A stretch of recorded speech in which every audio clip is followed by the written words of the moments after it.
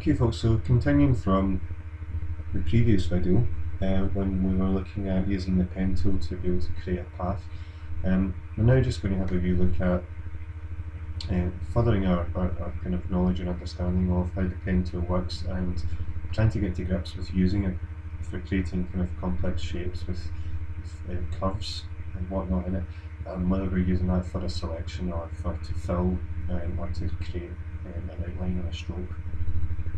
So what I'm going to do is start off with selecting the pen tool, and I'm going to just quickly create a shape and come back to the beginning to close it. Now remember, I can use the Control key or Command key on the Mac to select path, which will highlight these anchor points. Okay, now if I go to the Add Anchor Point tool, what I'm going to do is just drop an anchor point in here on this line, and we notice that these two handles appear on either side of the anchor point. Okay, now these handles are referred to Bezier curve handles, and that's exactly what they do. They allow us to curve the line that this anchor point is sitting on, almost like a kind of seesaw kind of fashion. Now, in order to be able to control these points, I need to use the direct selection tool. Now I have that selected at the moment, which is going to allow me to move the anchor point. But similarly, it will allow me to drag and pull these handles, which you'll notice is distorting the curve, or distorting the line to generate a curve. I can pull them closer into the anchor point to make a bit more of an acute kind of angle or curve from that point, or I can pull them out, which kind of makes it a bit more obtuse and wider. Okay.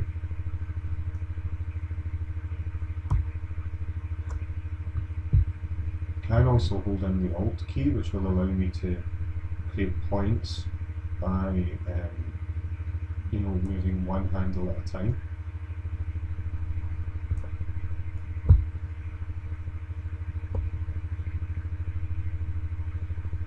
And once I've done that, if I then hold the Alt key, I can then combine and use the two handles at the one time.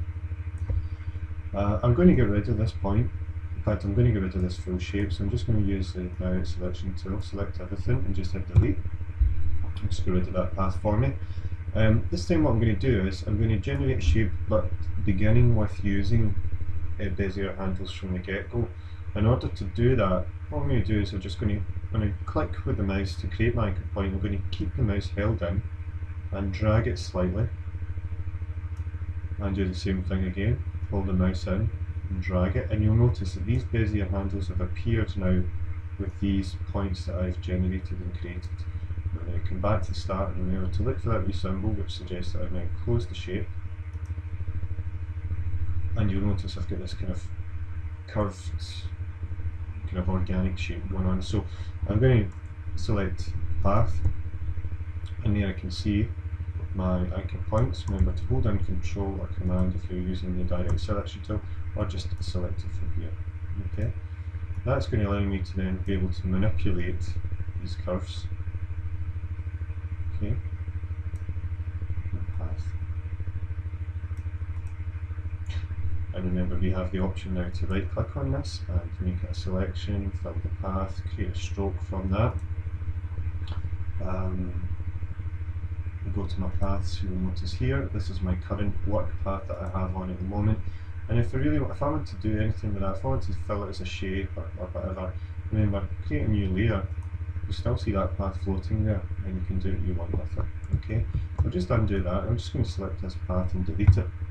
Okay, with that in mind, now what we're going to have a wee look at is we go back to the pen tool, and up here, the first tutorial when we started looking at the pen tool, we had this option between creating a shape or a path. Okay, now in earlier versions or before CS6, when you had the pen tool selected, the shape and the path were small icons next to the pen tool. You would find round about this area here. Again, if you're ever unsure, like anything with Photoshop, just hover over the top of it and a wee box will come up to tell you otherwise, but you'll be able to indicate what's the shape and what's the path. And you will still have these same options, being able to choose a fill colour, a stroke and outline, a stroke or outline rather, same thing. And you can also choose the type of stroke planning you're using, and also the thickness of it in points. Now I'm going to generate a shape with a colour, so I'm going to select colour, and using the pen tool I'm going to just practice using these Bezier handles, so I'm just going to start off by going away. What you'll notice is as I started generating these points, anchor points, it started filling the shape. I'm going to come back to the start here and close up my path or my shape, as the case may be. Okay, now using my direct selection tool, I can select that path. I can grab, right, what's happening is this is moving the points, so what I'm going to do is just drag around to select all of these, which will allow me to move the shape, or I can go to my path selection tool here, which will do a similar thing. The danger of having this direct selection tool is that sometimes you can do as I just first had, say for example, I only had this one anchor point. I'm planning on trying to move my fill shape. You'll notice that it seemed to work there, prove me wrong, but sometimes the danger that you may only have the one anchor point. If you're trying to move the fill shape, you'll have the one anchor point and it moves, starts playing about and moving your anchor points or your Bezier handles when you don't really want them to do so. Now, you'll notice if you go over to our layers panel here that what's happened is the path or the shape that we've created is automatically being generated on a new layer here, which has been named Shaped 1. I'm just going to jump to my path tool. I also have this path here in the path tool, but I also have it here in the layers. Okay, now when you're using the pen tool under shape, well, that's what's going to happen. It's just going to generate a new layer for you on top of a new layer. And this icon down here represents the fact that it's an editable shape, but it also contains information similar to a smart object. The way that the computer recognises this shape is of a vector-like quality, which means that I can transform it and scale it and go in and edit the colour with it easily. And I'm not going to, or shouldn't lose any clarity with it, because all the information that's stored on this shape in this layer is, as I said, like a vector quality. Now, if I wanted to rasterize this layer and turn it into a bitmap image for editing, what I would need to do is rasterize it, and if I right click on this layer, I have the option to rasterize it. Now you'll notice that I also have this option to convert to smart object, and that is referring to what we're talking about here, this kind of icon, and that's something that we're going to look at in another tutorial. All we need to concern ourselves with at the moment is that this tool, or this path, this shape, can now be edited if we wish. I can choose maybe to use a gradient colour to fill. You'll notice that that's changed. I can combine or create my own gradient fill by double clicking on the colours here and going to colour picker rather, and you'll notice that this is changing the colours that I can use to generate this particular gradient. Okay, you can also change things like the angle, and also whether it's linear, radial, angle, reflected, etc. And also you have this point here which you can drag, which is going to differ the point of your gradient. Okay, so that's using the pen tool to generate shapes, and it's also looking at these Bezier handles. There is another way of being able to create these Bezier handles with anchor points that haven't been done from the beginning, similar to when we were adding points to a shape. So what I'm going to do is I'm just going to click off of this shape at the moment.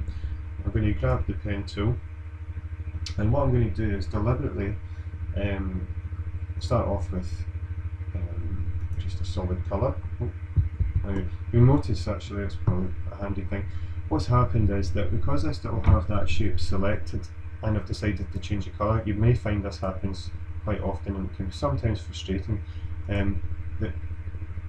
Because I'm on this layer, what's happened is when I've went and changed the fill properties, because I've effectively still got this layer, this shape selected, it's went and changed that for me. Okay, so what I'm going to do is just click on this background layer, okay, before I now start generating a new shape. It shouldn't hopefully not prove me wrong, but if I go to my pen tool, there we go, I've got shape and fill, and I'm going to hold down the shift key and I'm just going to create a square like shape, okay, with my straight edges, and using the direct selection tool, select the path. Now if I want to convert any of these points or all of these points to having Bezier handles on them, I can jump down here, under my pen tool to convert point tool, and if I click and drag on the anchor point, I've now converted that to having this Bezier curve and Bezier handle. Okay. Now, when it comes to working with shapes, you will notice that it can become quite complex within your layers here. You can have a series of shapes.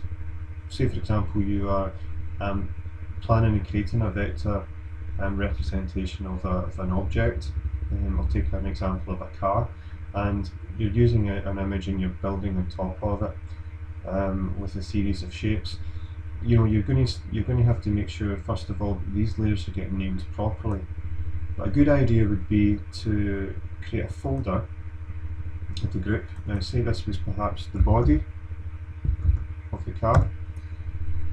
What I can do is hold down this layer and just drag it up to the body, and you'll notice it indents, and what that means is, and I can do the same here, I'm just grabbing this up to the shape because it's already part of the body, it now indents, and when I collapse the body group, these layers are simply just tucked away inside that. And that's a good way of being able to organise a composition or an image, especially when you're working with shapes.